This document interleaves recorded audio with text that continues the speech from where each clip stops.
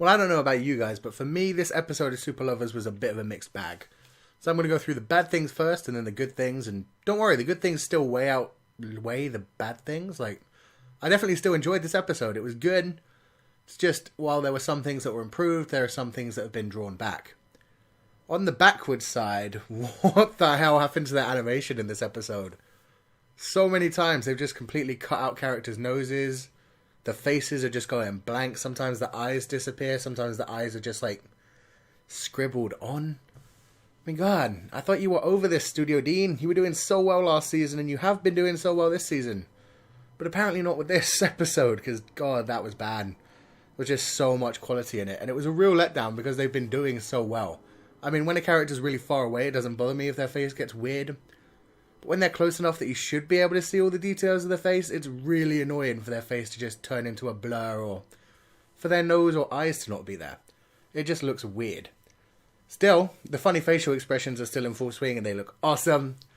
So on the other bad side, oh man, that kiss. I mean, instantly Ren kicked him in the leg and I suppose it wasn't that bad, but still, I have to say it each week, still icky. But there's a lot of interesting shit coming from that now. I mean, Ren has turned into a very deep character, even deeper than Haru. And I mean, that's part of why he's so deep. He's straight up thinking about how he's continuously being called a kid. He's talking about how he doesn't want to be a kid anymore and he's not staying with Haru just because he's a kid. He doesn't want to be looked at as a kid. Signs all pointing to the fact that he does want to actually be in a relationship with Haru. It's just he realizes the age difference is too much.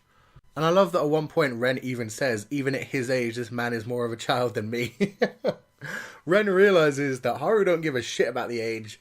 Haru has been emotionally underdeveloped for a long time because of everything that he went through in his past. Ren has proven himself to be a very intelligent child and he's showing that he's mature for his age, which is weird considering he was so emotionally broken when we first met him at age 8. He's gone through so much character development in the time that he's been alone, in the time that he chased after Haru, and now he's a completely different character. He's a very deep thinking character, and he's realizing that the relationship that he wants to get into isn't necessarily one that he should be allowed to get into. And that makes it very interesting. Plus, you know, Ren's still just adorable as all shit. The whole thing of him just wanting rice, going back to Japan for rice, even though it was really to fulfill Haru's dream and get the whole family together, man. Ren is so funny. There was so much other comedy in this episode. With Aki being this amazing character. I mean, I thought I was going to hate Aki. I thought at first that he was going to be involved in a love triangle, which I would have hated. Then I thought he was just going to be a silly little side character, and he kind of is. But when any of his brothers are in danger, and that includes Ren, he is the first one on the scene. He is actually a really good big brother. He's always doing what he needs to, and I really like that about him. I mean, Aki always manages to bring a ton of comedy, and I mean, that Aki-Ren bonding in this episode, that was super cute. Especially after he was so freaked out thinking Ren was in trouble, and then realizing what Ren's going through, and seeing that he is becoming an emotionally mature little kid, and realizing he snapped at him, and was basically being a dick earlier in the episode. It was all good. It was nice character development. Meanwhile, Shima has not really gotten anything yet.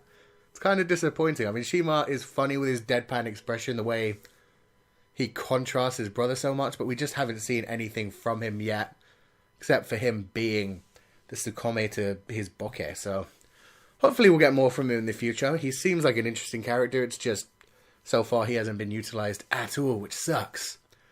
The one other bonus good thing that we got was Haru had his hair tied up for the first time, and goddamn, that's sexy.